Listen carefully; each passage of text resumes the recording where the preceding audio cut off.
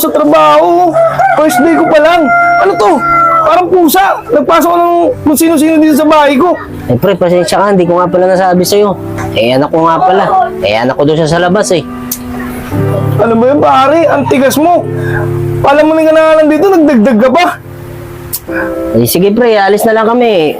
Tara na anak, alis na lang tayo dito. Huwag pare, dito ka lang.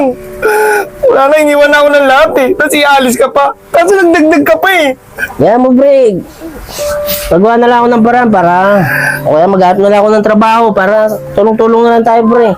Pare, kung di lang talaga kita kaibigan, di ko tatanggapin yung anak mo eh. Kaso pare, matindi talaga pinagsamahan natin. Eh yan, sana patulong-tulungin mo na lang dito sa gawain bahay para makatulong sa atin. Ako pre, huwag kang mag-alala dyan sa anak ko, masipag naman yan. Kahit ano ipagawa mo dyan, gagawin yan. Saka, huwag kang mag-alala pre.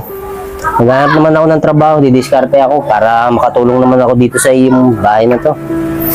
Talaga pare. Eh, huwag kang mag-alala, gagawa nga ako ng paraan, di ba? Sabi ko nga sa'yo. Sige na, magpahinga ka na. Alam ko naman pagod ka sa trabaho eh. Sige na pre, kumain ka na rin dyan, nagluto na ako. Sige pare, asahan ko yan ha. Oo pre. Uy! Uy, ang dami ng tsinelas ha! Ah! Tao po! Tao po! Oh, ikaw pala, bye. Bay, ikaw ba utang? Ito, pautang ko, 1.5. 5 araw hulugan. Utang ka na. Okay to, kunin mo na. Naku bay, ayaw ko na ito pa.